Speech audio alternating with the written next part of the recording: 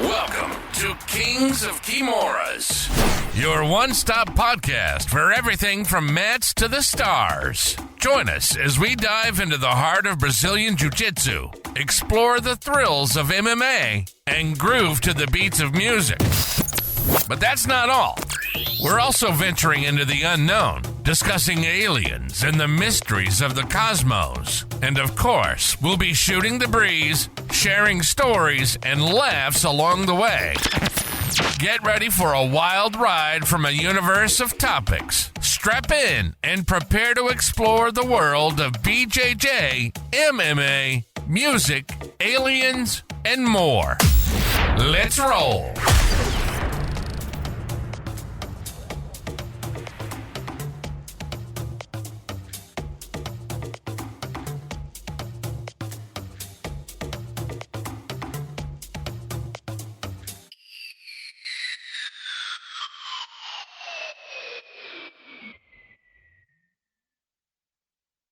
All right, guys, welcome to Season 2, Episode 1 of the Kings of Kimura podcast. It's been pretty crazy, pretty hectic the last month or so, maybe even longer than that. But yeah, we tried to get the episodes out on time. It's just difficult with everything going on. Even on the Episode 10 for our YouTube, the video was lost. It was my fault. I was trying to upload it. I accidentally deleted it, and the raw file was gone too. But the audio is there. You can go find it on iTunes, Spotify, all platforms that have podcasts. So this is it. Start of Season 2. Thank you guys for tuning in and watching. We appreciate it. So it's going to be more of the same, except better, more refined now. Yeah, now that we have some practice, some reps. Yeah. We've kind of like taken some feedback from some of you guys, so it's greatly appreciated. We appreciate you guys tuning in. I guess we can just go ahead and start with some of the obvious stuff in the jiu-jitsu world going on right now, which is ADCC versus the Craig Jones Invitational.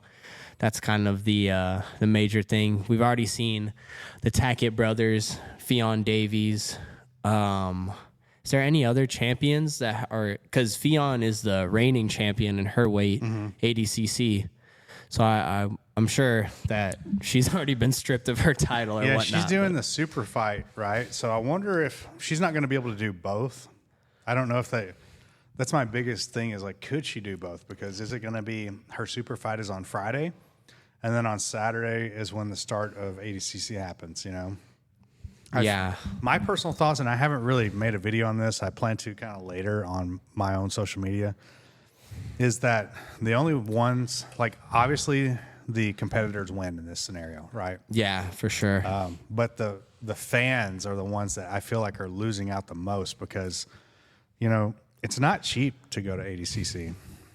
Vegas is not a cheap city, you know? Nope. And I see some of these people are like, I didn't even consider this until I saw like Fionn post that she is not going to do it, you know, and these people are like, man, we're flying all the way from England, we're flying all the way from Ireland to come watch you compete, you know, and you know, those tickets are cheap or not cheap for ADCC. I mean, yeah, like, I think like the ones we got are like $250 or something like that, you know, and they're good seats, but like you consider you've got like, you know, 10 people going with you and everybody spent $250 on that, and then your flight from England's got to be like over $1,000. Yeah. And your hotel, you know, 4 or 5 days in Las Vegas, you know, a couple $1,000. So yeah, you're spending a pretty penny just to go out there and not even compete, you know, just to watch. Like you said, the fans are the ones that are kind of losing out because, you know, like you said, they are flying from these foreign countries now. That's how big ADCC is. You know, it's not just Americans showing up to watch this stuff. You know, I'd say the majority of the people who are there, or at least were there for the last ADCC, were from like the United States, from what I saw. But there was definitely a lot of international presence there as well. Sure. So, you know, if you come to watch your guy and now he's all of a sudden switching over to Craig Jones, then it's like, oh, well, I paid all this money to come and watch you. So, yeah. And again, I don't hold anything against Craig or any of the people that want to compete in that, because a chance to win $1 million plus getting paid $10,001 just to show up and compete. You know, like you're already winning in my book on like money wise, right? Yeah, absolutely. And they talk a lot about this, ADCC is like, being like a very high recognition tournament. And I think it is in some worlds, but if you walked into any of these restaurants next door and you're like, I'm an ADCC champion, they're like, I don't even know what that is. Awesome, man. That's great. But if you told somebody like, I won $1 million, they would be like, damn, that's crazy. Yeah. They're like, how can I sign up for that? Yeah. You know what I mean? Yeah, that's very true. When you put it in money terms for people, they very much understand. They don't, because how many people would really know basketball players if they weren't getting paid a lot? You know, my cousins were even talking to me about this. Like, one of the reasons they took basketball so serious early on was because they saw the athletes driving nice cars, they have nice clothes, like they were able to afford stuff that you wouldn't see otherwise. Like most people obviously can't afford Gucci shoes and a nice suit, but these NBA players are walking around in it every night. They just walk into the building, they're wearing like the nicest clothes that they can buy. So hopefully maybe we'll see after Craig Jones peddles out some of this money, we'll see some Gucci suits out there. Yeah, I hope that Mo and the ADCC team somehow is able to pull this together to make it like a solid card, because we are going. I'm still going to go watch. Yeah, absolutely. I am going to try to go early on Friday to watch the CJI, but I don't think I will go on Saturday because I want to watch. The first day of ADCC is always so exciting, man, because there's so much stuff happening so fast. I'll be watching it on YouTube, so hopefully we got like a good stream in there at the venue. Send Russian links. Well, it's free, so it's, that's right. It's that all is on true. YouTube. It's on the B-Team YouTube. That's what the they Russian say link. now, but at some point maybe they like decide to charge for it, or they could just be like, it's a big, screw you to the ADCC. Yeah, I mean, I think YouTube does pay-per-views. Yeah. Like you can set it up through their website and stuff. But yeah, I mean, I wouldn't be surprised if you just kept it free for all of them. Yeah.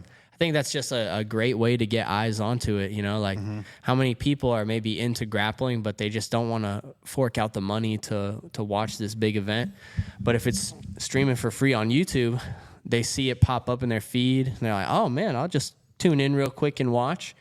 Even if they're only on it for maybe a few matches, it's still bringing eyes to it. And maybe those few matches are really exciting, because if you're not going to go out there and fight for that $1 million, then like, what are you even doing? Like, I could understand if you go and you're like trying to play a little conservative in the first round of a tournament you're not going to make any money at unless you win. But now you're making money just to show. So you better go out there and like scrap, Yeah, and I don't know how ADCC combats that unless they raise the overall stakes to $1 million, because it's going to be hard to convince someone to compete in a tournament where you're doing it for free, and if you go out the first round, you get nothing. You get a zero. And I'm sure they're paying for their hotel and like food and stuff, but this is a funny little story, and I saw something like a meme created about it the other day. Like the Craig Jones people are getting 10,000 to show up, and the people at ADCC are getting free Chipotle. Yeah. And I know that for a fact, because in 2019, I remember in the back, like, they delivered Chipotle. Like, of all things that somebody would eat during competing, I think Chipotle is like the furthest from my mind.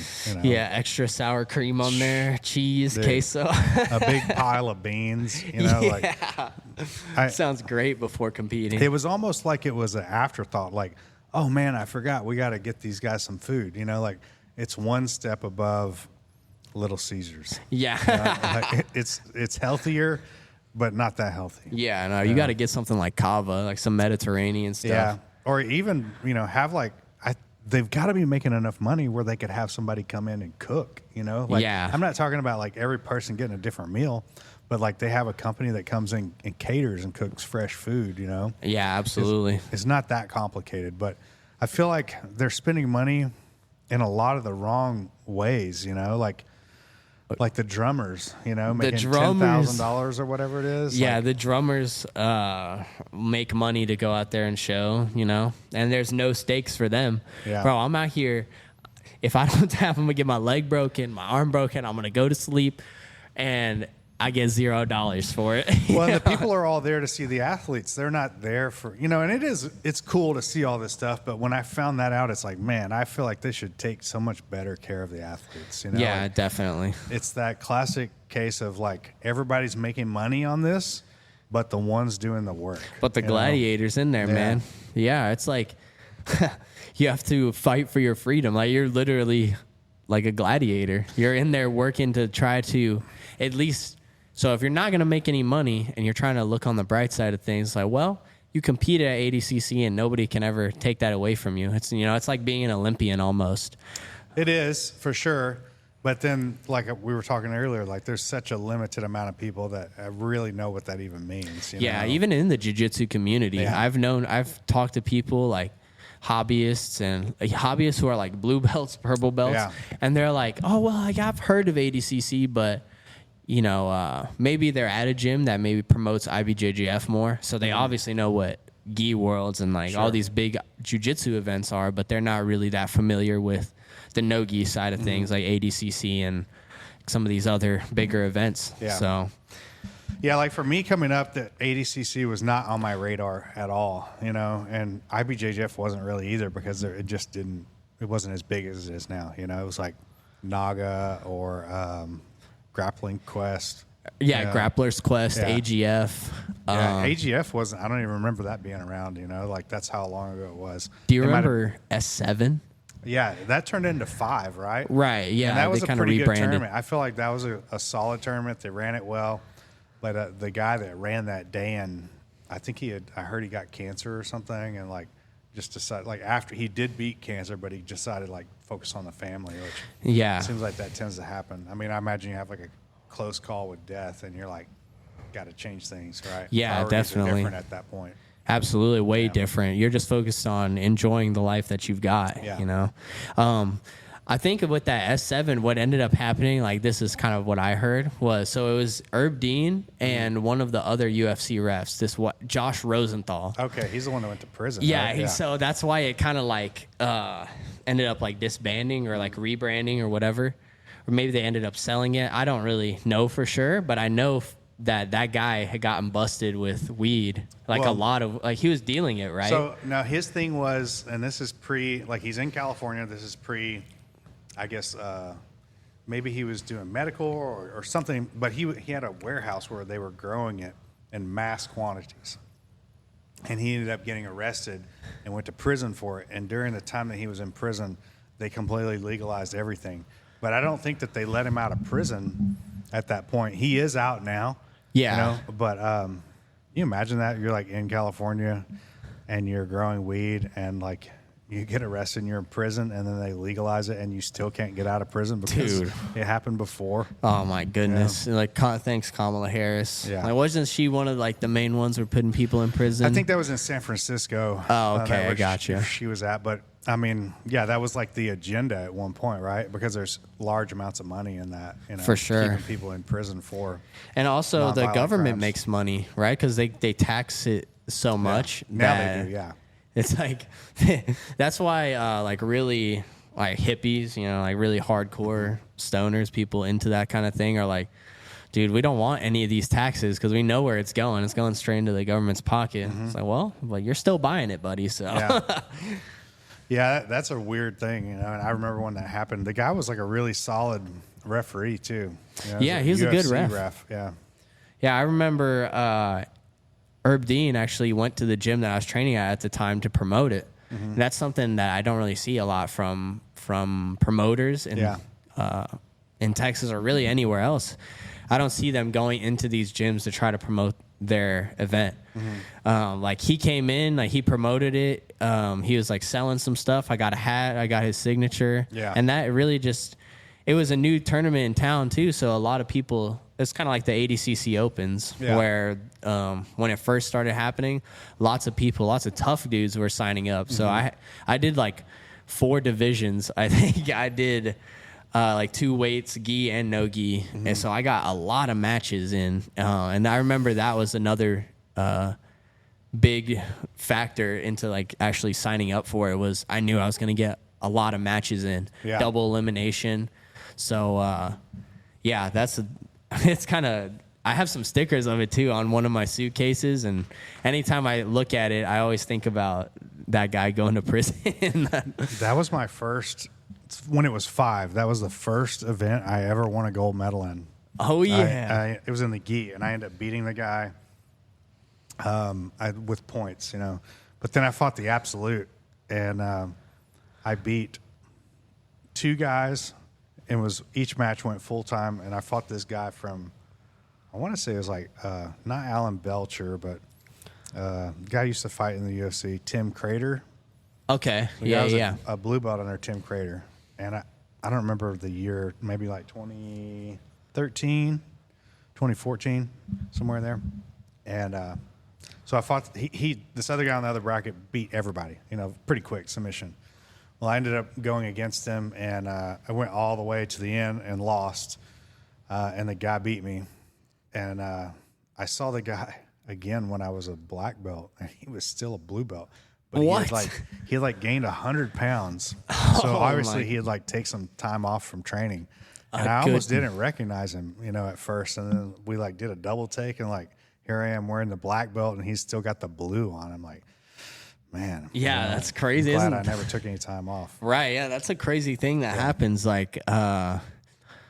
Obviously, I'm a brown belt right now, and there's still guys who, when I was a purple belt, they were purple belts, and they're still at purple, or still at blue. Yeah. You take some time. I get life happens and stuff like that. And it's kind of crazy. I've seen some pretty consistent people just completely fall off, because maybe they neglected some things in their personal life and it just caught up to them, or, some big event happened in their life. And then you see them years later and they still got the same belt on. And like you said, they might have gained a few pounds here and there. We used to have a guy, I don't want to say his name, but he trained with us. He came to us as a brown belt already. And this is old red Corvo room. And he was a brown belt, had already been a brown belt for probably 5, 8 years. I don't know the exact time. But we're talking 2016, 2017. He'd already been a brown belt. And then he left us, and he's trained at 2 or 3 other places. And I saw a photo of him the other day. The guy's still wearing a brown belt.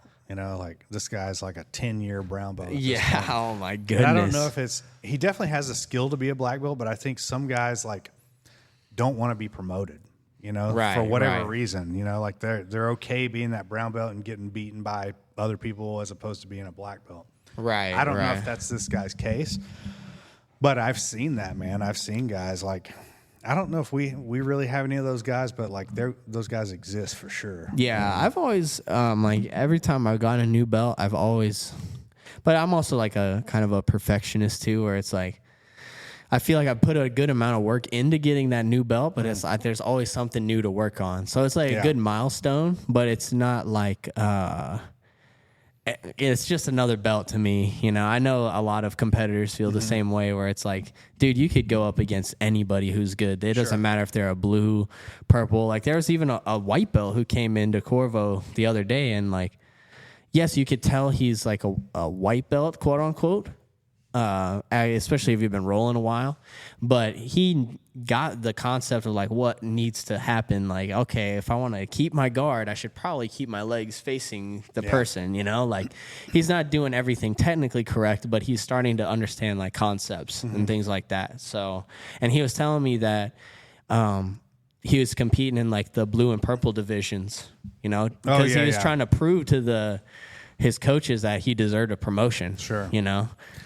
Yeah, I think I know who you're talking about, and I think that's one of those situations where the guy didn't like basically pay enough, you know, membership to get promoted. Right. You know, like, yep. Some of those gyms, man, if you're not like have paid like a year of membership, like you're probably not going to get promoted. You know. And I'm not saying like if somebody comes in, their skill level is high, you should promote them, because there is a process of like earning that.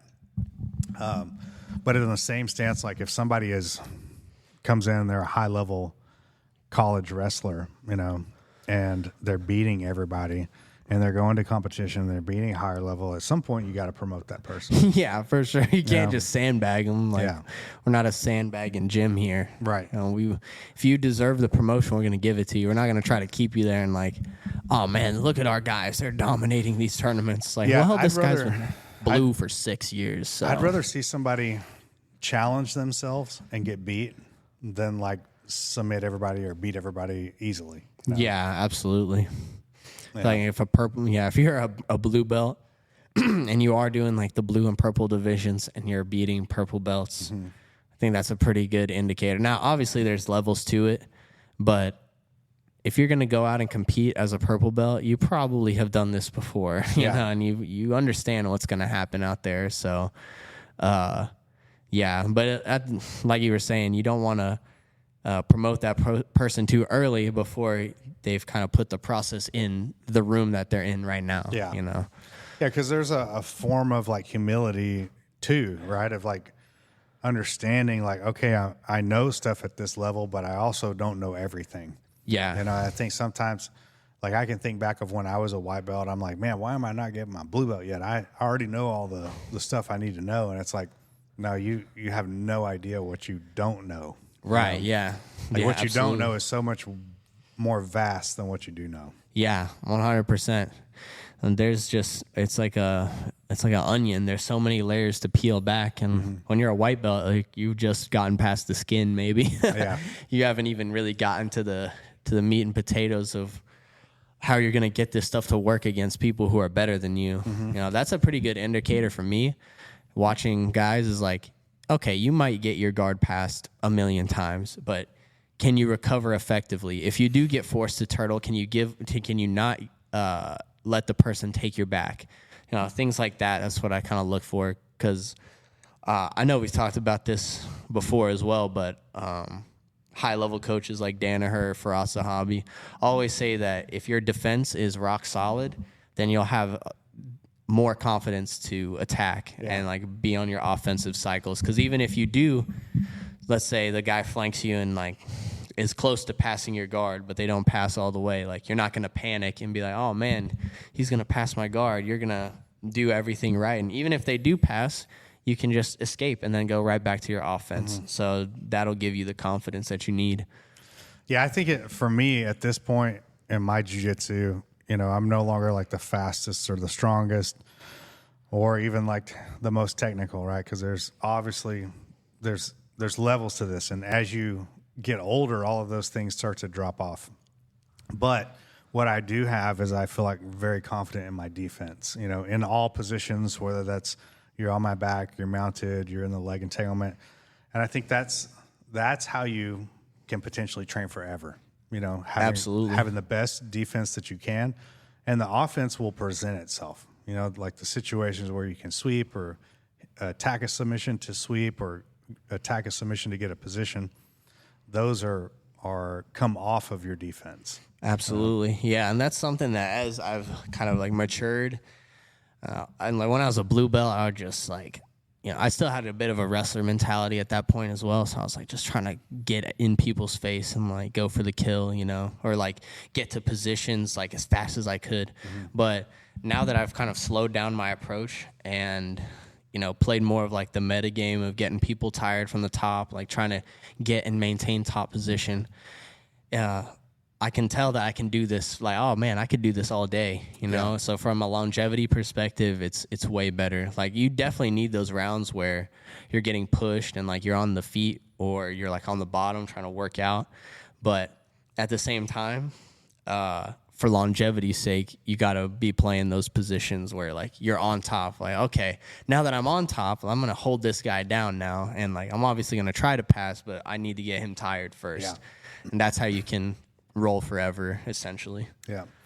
Let's take a quick break. And when we come back, we'll talk a little bit about your tournament that you're going to in England.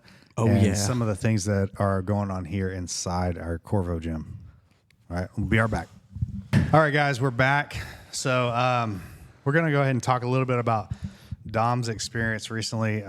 He fought in this tournament down in Renzo Gracie Austin. Yes, sir. What was the weight class? 170, yeah. So I had to do a little bit of cutting for that. I usually walk around at like 180 or so. So I had to drop a few pounds, but I figured for $1,000 I can drop 10 pounds. Yeah, you were definitely the biggest guy in the whole bracket, I feel like. You know? Yeah, the guy I fought in the final seemed like he was pretty big. He's just not as tall as you, right? Yeah, a little stockier. Still pretty tall. I'd say like at least 6 foot. But you finished him with Aoki lock, right? Yeah, so first match was a rear naked choke. Second match was like an ankle senkaku off to the side. And then I got a knee bar and then finished with the Aoki. So 100% submission rate. And a pretty good like variety of submissions too. So I was pretty hyped for that, you know. The thing is that's the most money. I felt like I had a really good shot of winning it, and that's the most money that I've ever won competing. So I was like, dude, I'm going to treat this like ADCC, you know what I mean? Yeah, it was a solid performance. Did you get submission of the night too? Yeah, I won. So for that, I won a bottle of mezcal. We still have it at the house. It's unopened. Yeah. We're waiting for my brothers to come into town from Florida, so then we'll crack that one open. Yeah. But yeah. That's cool, man. Yeah, that was a big event, and you know, you had planned to do that event before, not the same one, but like an event with that. Yeah, with Enigma. Right? Yeah, so I was in the Enigma middleweight bracket. There's some more like name guys in there, so I was really excited to get in there. But my mom unfortunately got really sick, and I had to pull out. So, but I knew like at that moment, I was like, there's gonna be other opportunities for me. You know, like I just have to stay true, and then like. You know, fast forward I'd say that was about like a year later, you know, and I'm obviously going down to Renzo Gracie Austin and winning that 1,000 was awesome. So that's another reason I just tore that rashy off. You know, I was pretty hyped, like thinking about all the adversity that I had to like kind of overcome before that. I know some people in the comments had something to say about that. Yeah. I saw one that was like celebration level ADCC. Payout level stimulation check. I thought you were going to throw it in that guy's face that was like sitting there. And, yeah. You threw it near him, and the guy's like, oh, this thing is disgusting. Yeah. You know, like, that's another reason I took it off, dude. I was like, this thing is gross, man. Get this off of me. Yeah, there's nothing like wearing a sweaty rash guard that smells like other people. You know? Like, I was thinking about changing. Aspects. Yeah, bringing like multiple sets down there. Yeah, I had another set, but then I just kind of, you know, I got into my zone where I'm like, I get into this thing where I'm like, okay, if I step off the mat, it makes me seem like weak. I don't know why I think that, but I'm like, I'm going to stake my claim. I'm going to stay right here the whole time. And I pretty much didn't move from that like area that I was in. I was like, I'm going to stake my claim right here, and I'm not going to move from the spot. Like when my match ends, I'm going to go right back here. And that kind of keeps me in the game more, you know? Like I think I went off the mat one time to like, you know, pee right before the final or something. Yeah. But it helps me mentally to just stay there on the mats, like, and stay in the moment, like watch some of the matches, you know? Yeah. It just helps keep my mind sharp and in that competitive mode. Yeah. So, and obviously it ended up paying off. You know, I had some good takedowns. Like, I had some good guard work. You know, obviously finishing off of my back, I could finish on the top, on the back. So, I was really happy with my performance in there. Yeah, it was solid, man. You did really well. I guess it was like a week before that, or that week, right? I was out in San Diego. I did that Justin J. Flo Flores Nogi Judo Summit. It was like the first time he'd ever put one of these things on. And the only reason I went out is when we brought him to do that seminar, I looked at like how he taught everybody in the room to do the move, you know, and it was like he broke it down in a way that you're basically learning how to fall by yourself, you know, and then you're learning how to do it at a low level, right? And making it easy for the other person to hit the move. And then eventually you're moving all the way up to doing the full move with movement, different variations. And so I thought like, man, this is a huge opportunity for me to go out here and like expand my game, you know, not only as an athlete, but like as a coach. And it did not disappoint. You know, it was 3 days. I think we did like 16 hours or 17 hours of just judo and wrestling. There was some like other networking stuff there, but the stuff that I learned was, it's like, I feel like I'm only teaching about, 1/50th of what I learned so far, because there was so much, and it's hard to teach people that are beginners, as much as I learned in one day. Right, absolutely. So I've just been breaking it apart in pieces and kind of going with it. But yeah, I liked it a lot, man. And he's going to do this program where you can get a no-gi judo instructor certificate. And I'm not exactly sure, like, does that mean that I can give other people this certificate, or if it's just me? But it's something that I'm going to seek out, once it's in place. And that was kind of his game plan with this summit, to kind of gauge interest on something like that. And, his goal is to teach people judo takedowns for no-gi that are safe. Yeah, absolutely. And teach people how to fall. There's like, even myself, learning from somebody in jiu-jitsu, like, you don't really learn that many throws or takedowns, and then you're definitely not learning the best ways to fall. I feel like those guys that have done judo at the highest level are going to know like the way to take the impact the best. But it was cool to see how he combined the wrestling and the judo together, and his concepts of like these infinity drills, and that's some stuff that we've started implementing in our training. It's just really cool to I feel like inspired to learn and grow as a coach by training with him. Yeah, absolutely, man. And I know when you came back and you started showing me some of this stuff, like right away, I was able to pick up on it and like start to apply it almost instantly. And so that just goes to show you the level of just breakdown of technique that he's able to do and able to teach. Because some guys are really good, they understand it in their mind, but then when they start talking, they can't really like describe what's going on up here. Yeah. Or like a lot of it's muscle memory, and they don't really take time to think about how these moves work. But Justin's like a scientist, and like just from the stuff that you've brought back, it's helped my game a lot, especially a lot of the foot sweeps and off balances from different positions, like over, under hook, inside ties, collar tie. That all that stuff has been like game changing for sure. Something that I've seen is that people are now, because I'm showing so many foot sweeps and I'm doing them so much, people are more afraid to get taken down by the foot sweep.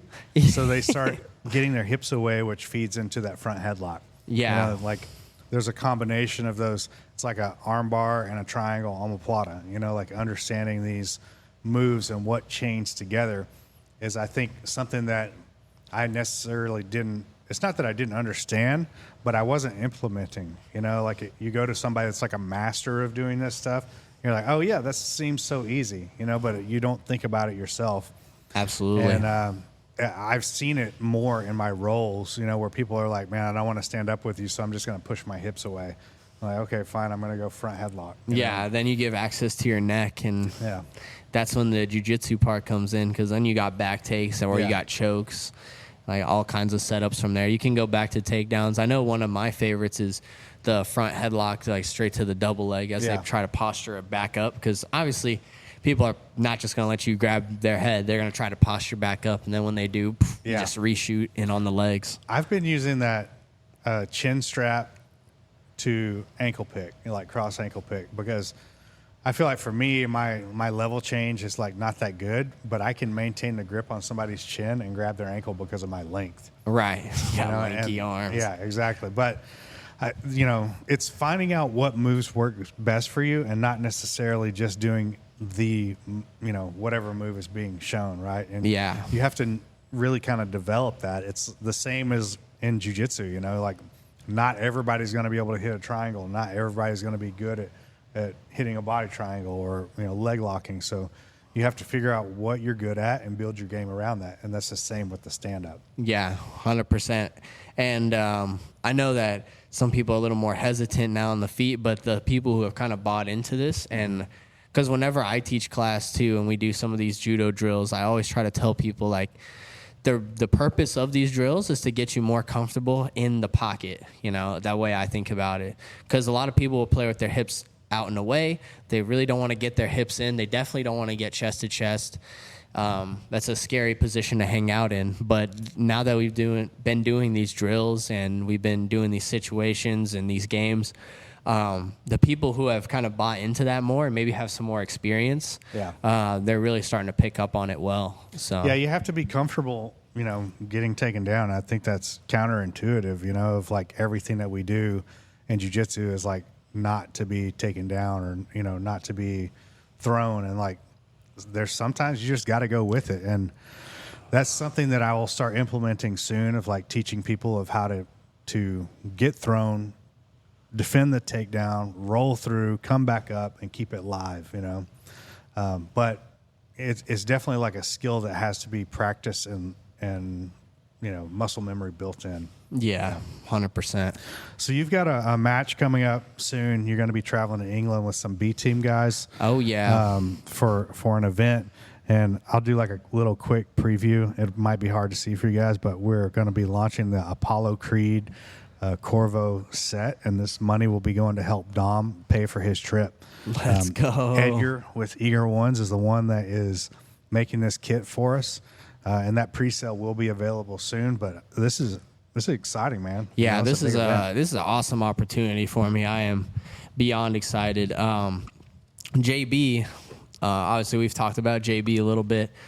For those of you who don't know, he's the fundamentals instructor at B-Team currently. I've known JB since I started jiu-jitsu. I was like 11 years old when I started. He's kind of the one. He's actually the reason that I'm here at Corvo right now. We were at another gym in Plano, and he was like, hey, man, let's go and check out this other gym. We checked out Corvo, and I was hooked right away. So I definitely owe a lot to JB in that regard. And he came to me with this opportunity on like a Monday or something. And he was like, yeah, this thing, Battle Zone in England, they want to bring out, it's like a 3v3 kind of tournament. There's some other teams in there as well with some high-level guys from Europe and England as well. So it'll be my first time really competing against a lot of people from overseas, obviously. I've competed against some people who are from different countries, but not to this level. Definitely not. Yeah, traveling that far and like, basically being in somebody else's backyard. Yeah, for sure. So I'm beyond excited. I'm going with JB, like I said, and this guy Corbin Laporte. Mm-hmm.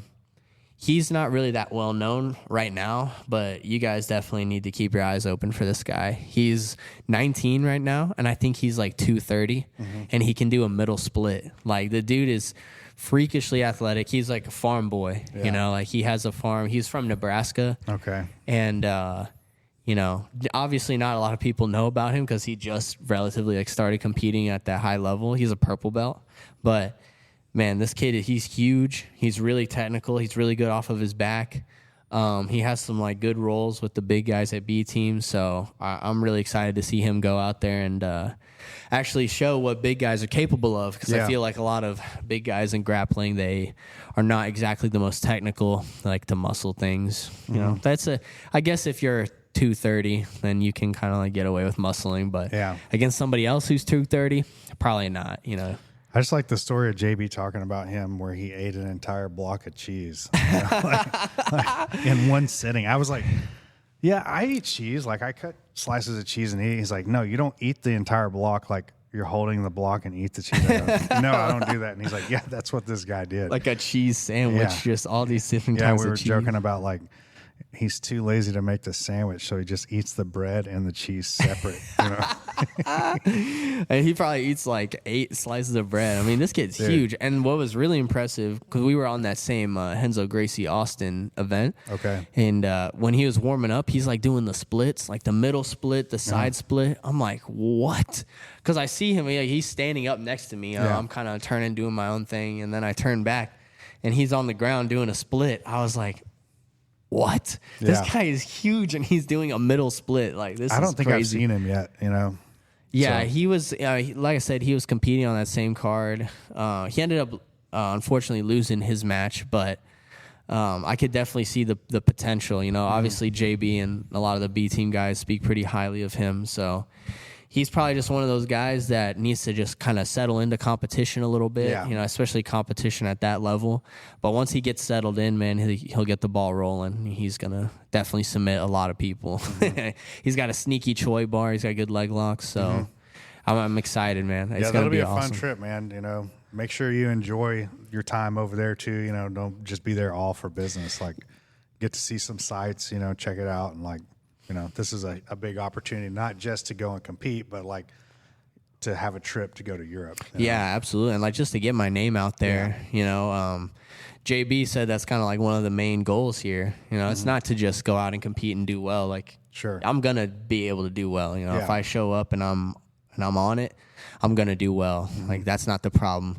The problem is I'm a little bit antisocial sometimes. Yeah. So I just have to get out there and network with these people Yeah. who are at the event. And the Alpha Grappling, the people who are putting it on, have been awesome, man. They've been in my DMs. They're trying to I'm going to put together a video probably later today or tomorrow promoting the event too. And they have like a really sick editor. They already posted kind of like the poster or whatever for B-Team, and it was a really awesome edit. So they've definitely stepped out of their way to make sure that the competitors are like well taken care of and well promoted before the event. So, and they even got a bigger venue. You know, they were at a smaller venue before, but for this, they got a bigger venue. And so they're really putting a lot into it. So shout out to Alpha Grappling. Yeah, I that's cool, man. can't wait to get out there.